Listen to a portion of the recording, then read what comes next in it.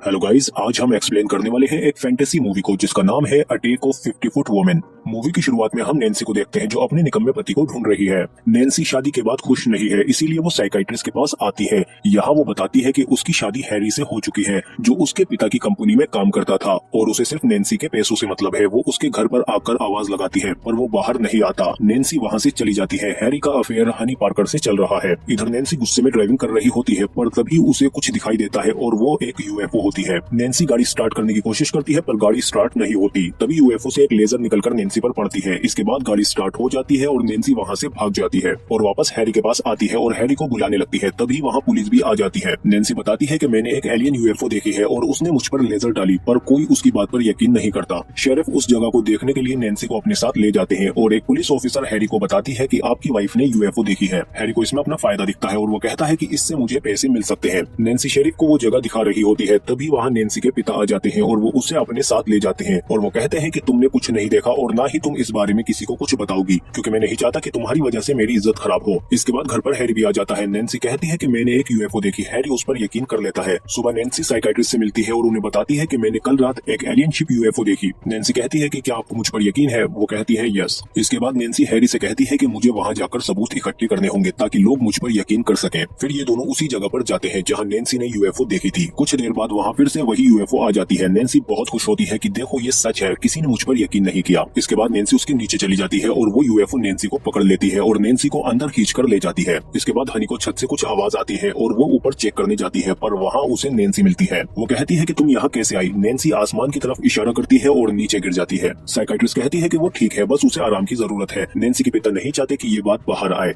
इस पर हैरी उनसे लड़ने लगता है। तभी वहाँ नैन्सी आ जाती है। हैरी उसकी माँ के बारे में कमेंट करता है और ये दोनों लड़ने लगते हैं। तभी नैन्सी को बहुत ज्यादा गुस्सा आ जाता है और वो देखती है कि उसका साइज बढ़ने लगा है और वो लगातार बढ़ती जाती है और बढ़ते बढ़ते छत में घुस जाती है। सुबह हैरी एक और डॉक्टर को लाता है नैन्सी को दिखाने के लिए और नैन्सी को देखकर वो डॉक्टर भी हैरान हो जाता है। साइकाइट्रिस्ट कहती है कि ये नॉर्मल इंसान जैसी ही है। डॉक्टर नैन्सी को साथ ले जाने को बोलता है पर नैन्सी मना कर देती है। रात में नैन्सी एक स्विमिंग पूल में बैठी होती है और वहाँ हैरी भी आ जाता है। नैन्सी कहती है कि मेरा दिल बहुत तेजी से धड़क रहा है पर मुझे ये सब बहुत अच्छा लग रहा है। हैरी कहता है गुड नाइट नैन्सी, जिस पर उसे गुस्सा आ जाता है। इसके बाद सुबह साइकाइट्रिस्ट नैन्सी से मिलने आती है पर तभी वहाँ हैरी का डॉक्टर भी बड़ा सा इंजेक्शन ले आता है और कहता है कि इसमें थोड़ी सी नींद की दवाई है जिससे तुम्हें अच्छा महसूस होगा। मेरे पास तुम्हारे पति और पिता की परमिशन है। तभी नैन्सी कहती है कि मेरी परमिशन का क्या, और वो इंजेक्शन ले लेती है और कहती है कि इसकी तुम्हें ज्यादा जरूरत है, पर साइकाइट्रिस्ट उसे रोक देती है। फिर नैन्सी वहाँ से चली जाती है। इसके बाद रात में हैरी डिनर के लिए आता है और वो दोनों डिनर करने लगते हैं। नैन्सी कहती है कि ये बहुत रोमांटिक है। तुम्हें याद है हमने लास्ट डिनर कब किया था? नैन्सी कहती है कि जब से मेरे साथ ये सब हुआ है हम काफी करीब आ गए हैं, हमें बात करनी चाहिए। तुमने कभी गलिवर्स ट्रेवल के बारे में सुना है? मुझे इस वक्त वैसा ही महसूस हो रहा है और मेरे चारों तरफ सब खिलौने लग रहे हैं। अब हम साथ रहेंगे, बहुत मजा आएगा। गलिवर के लेवल का प्यार इमेजिन करो। हैरी कहता है कि तुम पागल हो क्या? तुम बीमार हो, अननेचुरल हो। इस पर नैन्सी को गुस्सा आ जाता है और वो ट्रक को उठाकर फेंक देती है।